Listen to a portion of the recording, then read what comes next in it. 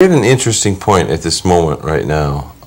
It's sort of like everything is in suspense. We're holding our breath. We're on the edge of economic disruption, but not quite there. We have the snows of winter and the winds of war in the air right now, and it's very. We're looking over the cliff, but we don't know if we're falling yet. Yeah, that's great. Great view.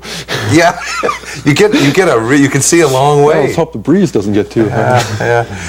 And in an interesting time, it's one of those moments that I look at and realize that this will be written of by someone someday. And having lived through a couple of those times in history where you realize what was going on was significant. You don't really understand what the significance is yet, but the realization of the era, I mean, the incredible historical transitions of the last 18 months, and that's the amazing thing. You go back and look at 1988 and the difference in the world as a whole in the last 18 months is just staggering. Definitely. We're having to change our assumptions about how the world operates. And that's, artists in general tend to be obsessed with that kind of thing. They work on it hard. It is underneath their work, even if it's not direct. And I think they tend to precede that a lot. And that's one of the things that's valuable. It teaches us how to adjust. Okay, because that's something constantly we have to do in situations. All of a sudden, let's see, now, is Russia our enemy?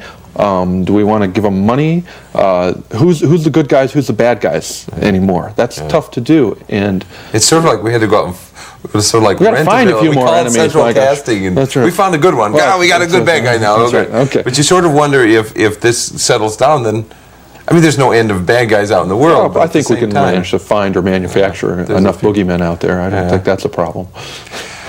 Interesting to see this, and it's interesting as you say how the artist helps us adapt. So often, the changes are so inarticulate at first. I mean, we literally can't measure them, and that's happening now in terms of sociology.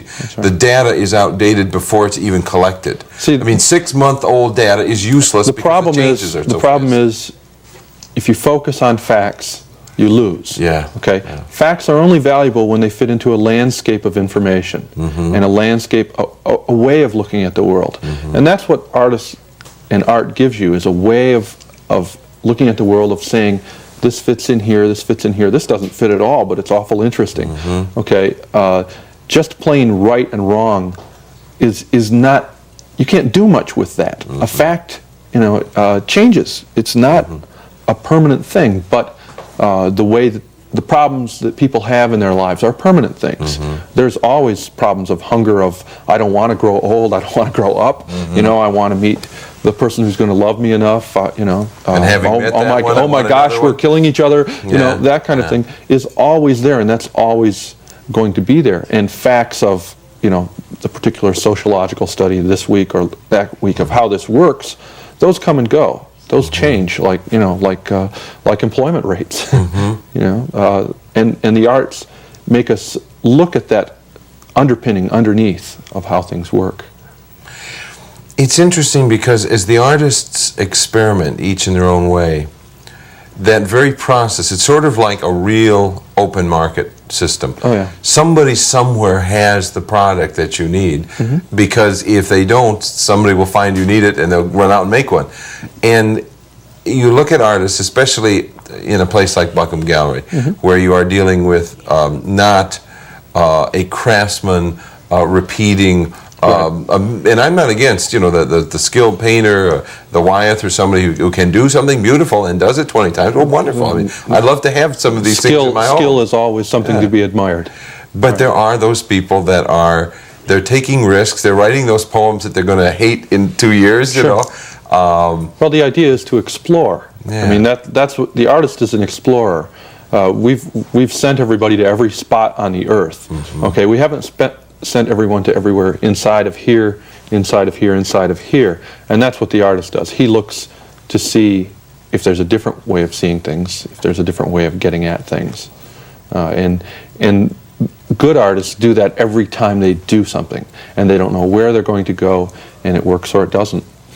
it's like the 1,000 monkeys and 1,000 typewriters. Somebody somewhere is going to write Hamlet, at least in theory. Now that I don't believe that would actually work, except you have all these artists out there improvising madly, and every now and then there's important genetic mutation. We'd like to think that they're not just monkeying around, that they have some intent there. But well, but that's just it. As they explore, I think a lot of times you go into a piece of work as a writer or somebody in the plastic arts with an intention.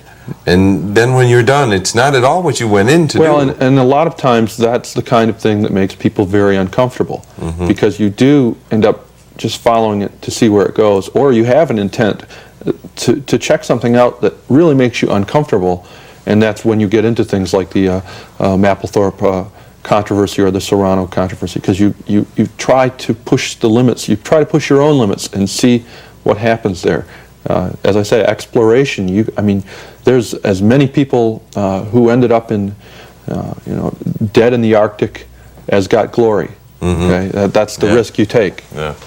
Well, we're going to take a risk here by going off to one quick message, and then we'll be back with Drew Hahn and Larry McCarthy. We'll be right back.